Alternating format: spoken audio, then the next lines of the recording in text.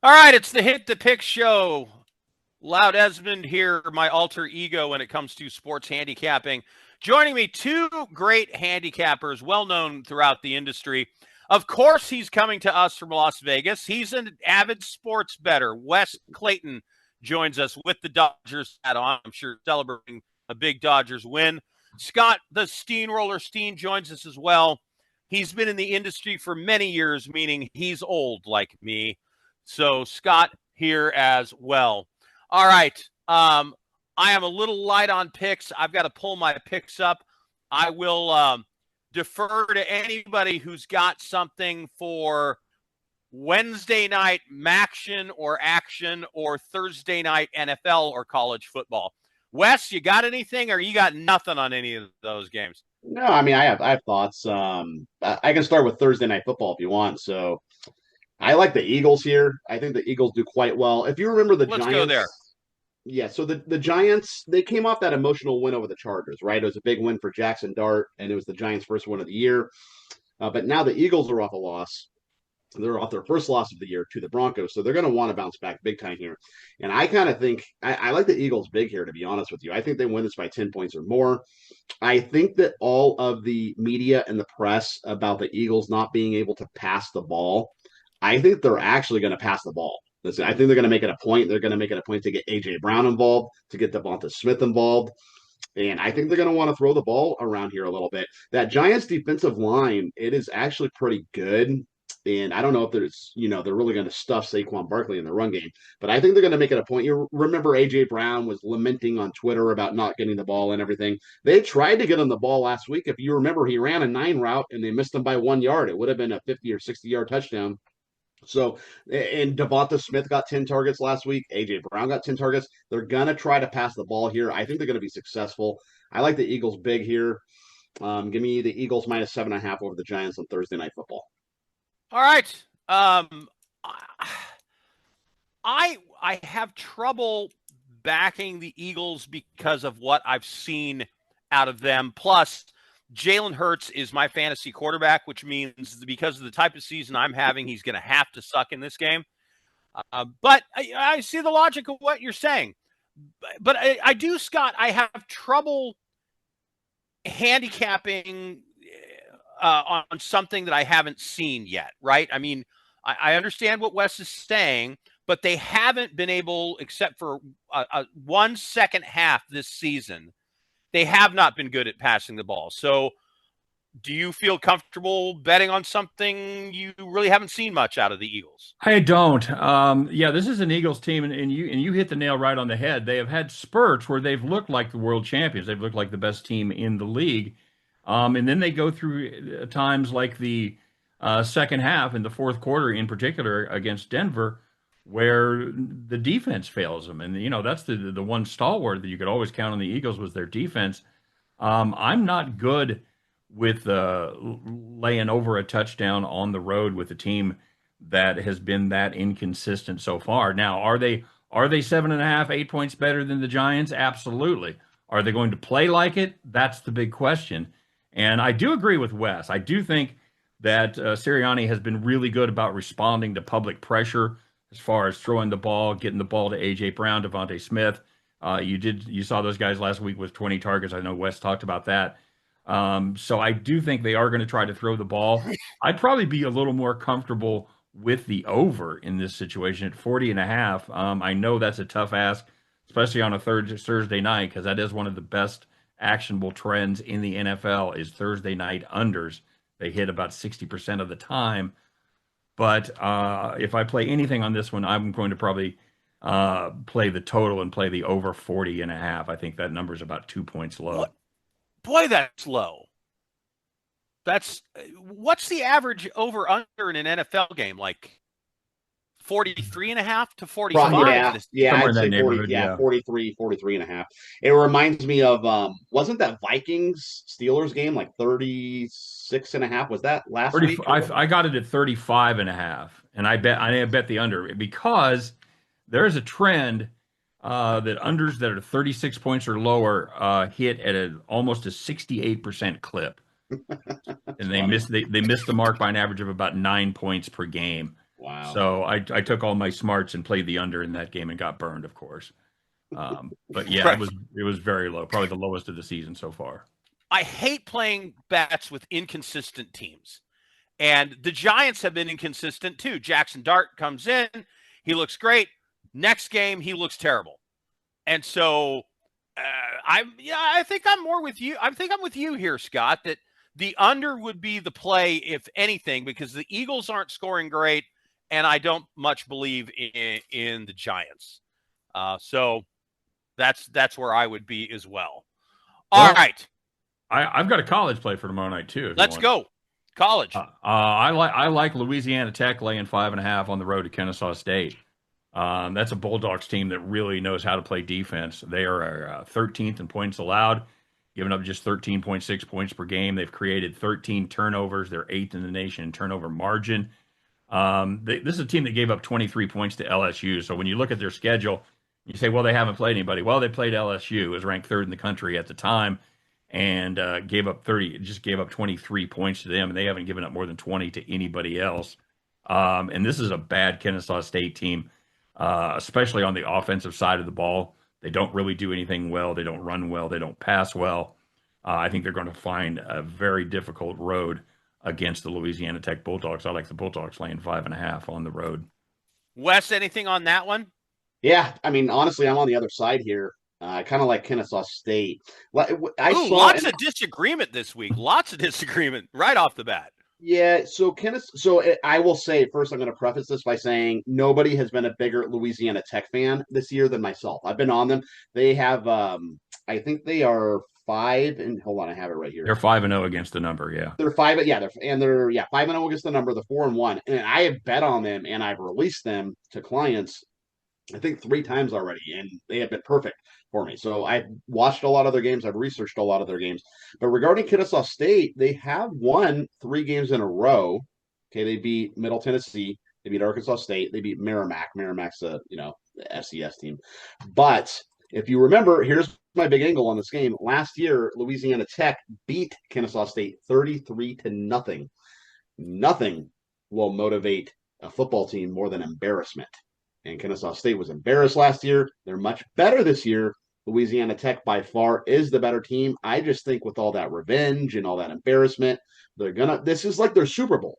You know what I mean? If they don't step up now, then win. So I just think they might not cover this game, but I will tell you they will play 100%.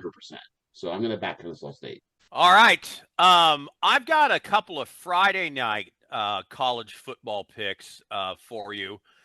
I happen to be in Fresno right now, and Fresno State has been playing very well. They're getting good quarterback play. They have strong wide receiver play. I mean, you've got to remember that Fresno State generally has very good quarterback play and has great wide receivers. Think Derek Carr and Devontae Adams and what they did at Fresno State. And, of course, that was with a different coaching regime.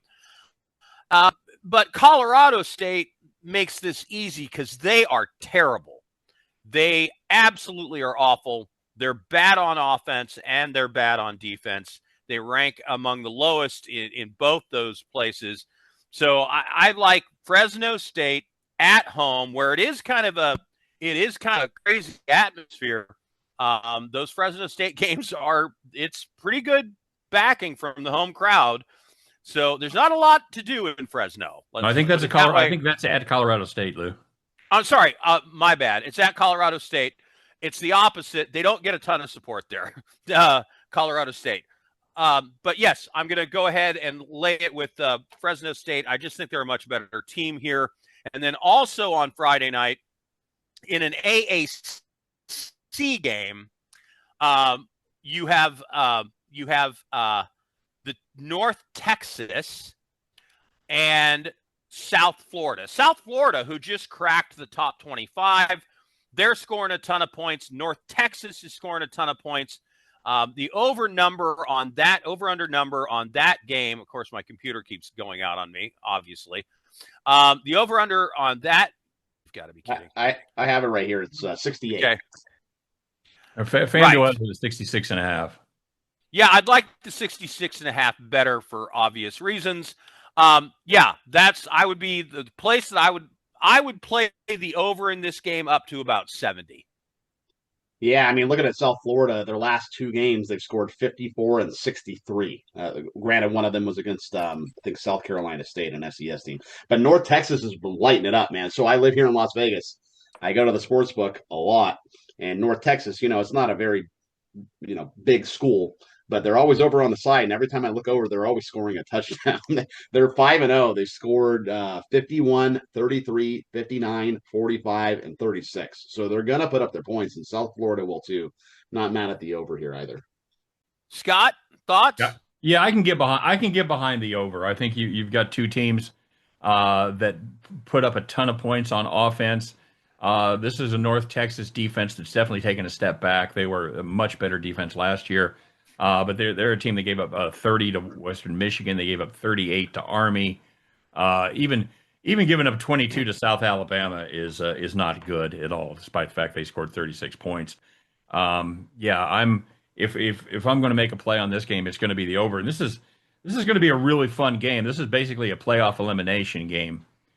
For these two teams, the playoffs come early when you're a Group of 5 school, and this is a game that I'm surprised the line is that narrow between. I would have expected South Florida to be favored by a few more points. Is it enough to tempt you to place a bet? Yeah, it is. It is because you talk about a team that can score. They put up 34 or more against everybody except Florida. And of course, that was the grinded out 18-16 game. But they put up 49, or excuse me, against Miami when the game they lost, they put up 12. Sorry. So the two Florida schools that they played, they've got the result in one of them, but not the other. But they put up 54 against Charlotte last week. Put up 34 against Boise State, which doesn't look as impressive as it did in week 1, of course. But it's still a Boise State defense that puts a lot of pride and a lot of effort into it. So I think that's a good number as well. They put up 63 against South Carolina State. You kind of toss that out being an FCS school, but this is a team that knows how to score. They've got a great dual threat quarterback here that I was not a believer in before that Boise State game. I was on the wrong side of that, but he has proved me wrong. And this is a kid that can flat out get it done with the arm and with his feet. I'm going to take I'll take the short number there with South Florida. Speaking of bounce back weeks, this better be a bounce back week for me because, oh my Lord, did I have a terrible week handicapping last week. And no pick could have been worse than my pick of Penn State to beat UCLA. Well, who 24.5. Who had the worst week, you or James Franklin? Given how my fantasy football came out as well, it could well be me. He still has a job. Is anybody amazed by that? I'm amazed by that. I think he has naked pictures of the dean. I'm convinced. Yeah, that's it's such a tough spot to be in because you've got a guy that you can just write down 10 or 11 wins every season. And he struggles. But against who? I understand. Against everybody else in the Big Ten that isn't ranked. No, I get it. I understand the beef. But the first thing you have to ask yourself is who are they going to get that's going to be better? Yeah, that's the same question I asked Raiders fans when they wanted to get rid of Derek Carr, and nobody could answer it. I understand. That's the thing. Obviously that's a very plum job. I'm sure they have a boatload of applicants should that job become open. But I don't know. I think they're kind of between a rock and a hard place right now. And I'm not sure that Penn State kept the right quarterback, to be honest with you. I like the kid that Mizzou has that was backing up Aller there. And I'm not sure that they made the right decision on which quarterback to start because Allard just seems to kind of shrink in big games. And inexplicably, that UCLA game last week, that's not their MO at all. And you could tell there was still a hangover from the week before. So probably the most disappointing performance by a major college team this season, I would say. So let's put that UCLA game at Penn State in perspective here and look at this line that they have this week. They travel to play the Michigan State Spartans. They are plus 8.5 at the Michigan State Spartans. Does that reflect that you think the odds makers are putting a lot or a little or stock in their win over Penn State West? Well, I'll tell you what, maybe so, but I love the over. UCLA catching 8.5. Yeah. Well, first and foremost, I love the over in this game. So obviously over 55.5. Yeah, over 55.5. So UCLA, obviously, they're coming in off the emotional win over Penn State. And if you remember Deshaun Foster, I mean, obviously they fired him, but I don't know if you remember his inaugural press conference, but you kind of saw the writing on the wall with that because he was a deer in headlights with the media. He didn't know what to say. He didn't last very long, and he was just terrible. And they had not won a game before the Penn State game. In fact, I heard some kind of status the first time, I don't know in how long, that an unbeaten team had beat a ranked team. But obviously Penn State's not ranked now. But, Jerry Neuheisel, he's the son of Rick Neuheisel, who coincidentally coached the UCLA Bruins a couple of years ago. He's the new offensive coordinator, and he kind of brings the up-tempo offense here. So Nico Iamaleava, if I can pronounce that correctly. Nicely done. He wants that. He wants an up-tempo offense. That's what he ran, when he was over at Tennessee. And Michigan State, they're in off back-to-back losses, Nebraska and USC, but they've scored 42, 41, 31, 27. UCLA's coming off scoring 42. I think this game gets up maybe at least in the 60s, so I like the over here. That's definitely my number one lean on this game. Yeah, I think that's very solid. I think that's a very solid play. And if you're going to see a letdown, you're likely to see a letdown on defense. So I think that plays right into the situational spot there for UCLA as well. Right. Anything you love in Saturday college football, Scott? I really haven't broken it down yet completely.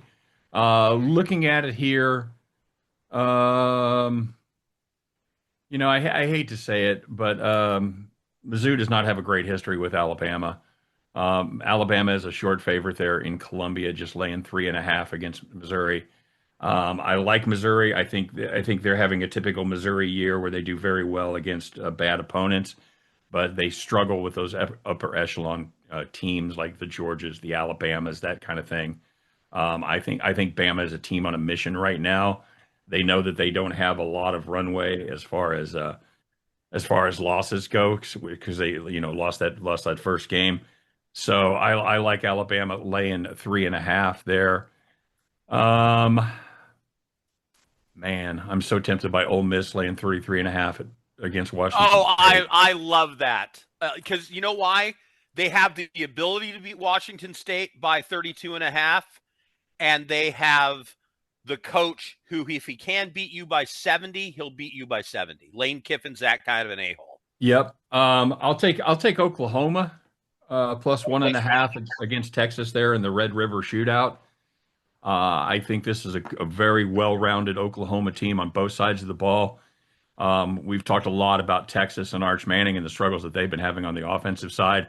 I honestly don't know why they're an unranked Texas team is favored by 1.5 over Oklahoma. Almost seems too good to be true. We could be getting the okey doke there, but you know what? I'll bite. I like the Sooners in that spot.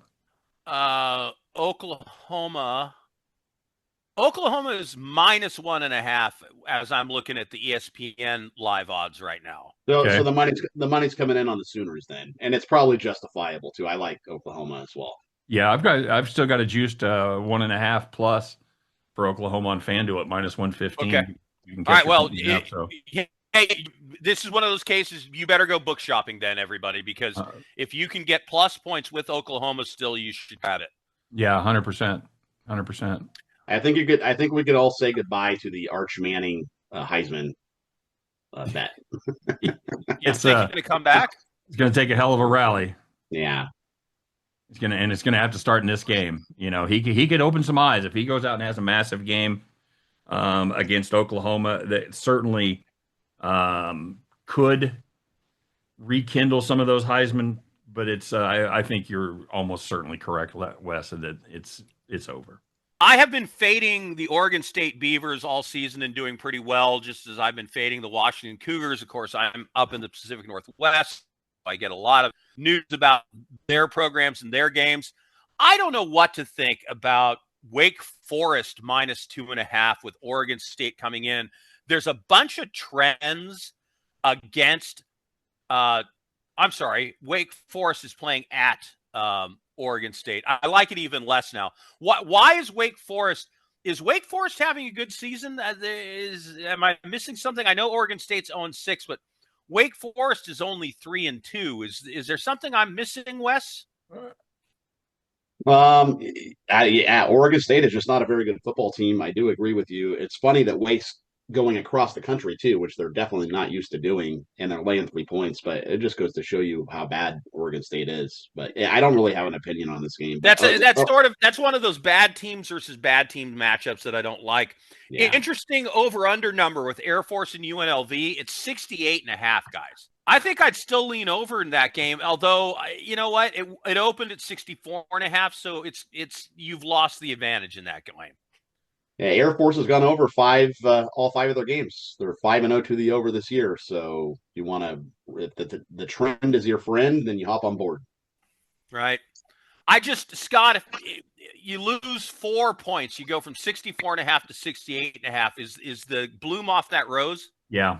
Yeah, it is. When you're losing 8% of your value right there, right off the top, it's hard to get behind that. I would maybe look for some buyback coming in late. It's only, as we record this, obviously it's Wednesday, so maybe we can get that number down there, but it doesn't seem to be the way it's trending right now. By the way, I think Wake's getting a lot of love for the way they played Georgia Tech in a game that they led almost the entire game and ended up losing by a single point. I think that's where the love is coming from, because this is a team that just beat Virginia Tech by 7, which that's a bad Virginia Tech team right there. So I think they crashed back to earth a little bit. I like fading the Beavers. They have been one of the most dreadful teams out there.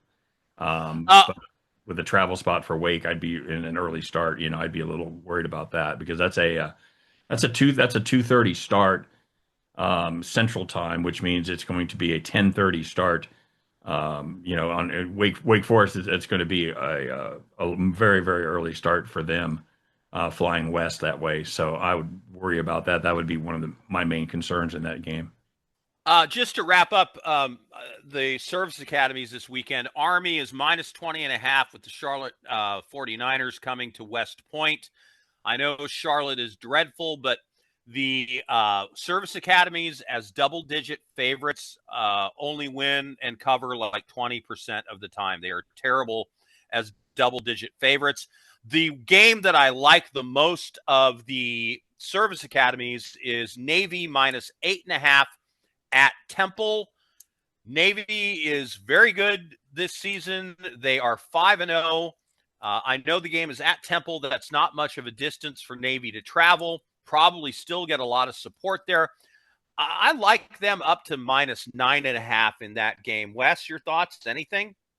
Yeah, I probably agree with you. Last year, it looks like, last year Navy won 38-11. Temple won the year before that 32-18. Navy won the 3 years prior to that. But for me, I haven't looked too deeply into this game, but it's Navy or pass for me just on the surface. Scott, let's talk some NFL, because obviously your Chiefs really tough loss Monday night. Now they turn around. They get the Lions at Arrowhead. The Lions are catching 2.5 points. Do you have confidence in your hometown Chiefs in this game? I don't have confidence in really. I don't have confidence in any defense to stop the Lions right now. I like the over in that game. It's 52.5. It's a massive total for an NFL game, but I think that's a very solid play. This is a Lions team that is just hitting on all cylinders, at least offensively. The Chiefs are being able to throw the ball downfield a little bit more. He's beginning to develop Thornton as a deep threat, and of course they have Worthy back as well. So I like the over in that game. I also like the Lions catching points. This just doesn't The Chiefs are not really generating much of a pass rush. They're not getting any pressure on the quarterback, and that's what you've got to do with Jared Goff back there. Is you've got to make him move his feet. You've got to get him to roll outside of the pocket, and I don't think the Chiefs have the ability to do that. I think the Lions are going to be able to sit back there and pretty much have their way with this Chiefs defense. And on the flip side of that, the Lions are generating a really good pass rush this year. So Mahomes might find himself under a little pressure. Wes, your thoughts on that Lions catching 2.5 and the over? Yeah, I love the over too. I think there's going to be a lot of points here. Kansas City, I know they lost that game, but that game against the Jaguars did go over thanks to a Trevor Lawrence fall down and then get into the end zone at the end of the game. But it looks like, Xavier Worthy back, and it looks like they're, kind of clicking on all cylinders offensively. When does Rice come back? The last game without Rice. He'll be back. Okay. I think they have a bye next week. He'll be back for the next game. I got you. By the way, one of my stories of the season so far, it's got to be Danny Dimes and the Colts. They're 4-1 against the spread this season, and they have hammered bad teams at home. They get the Colts at the Colts get the Cardinals. The Cardinals look like a hot mess.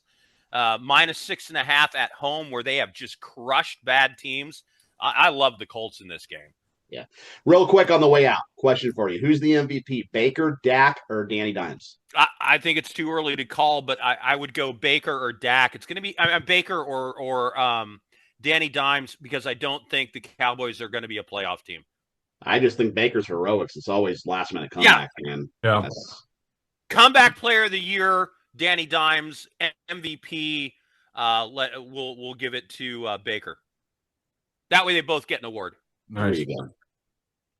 All right, this has been the Hit the Pick Show, everybody. You know what bets to go play. Let's cash some tickets, as Tom would say. We're gone.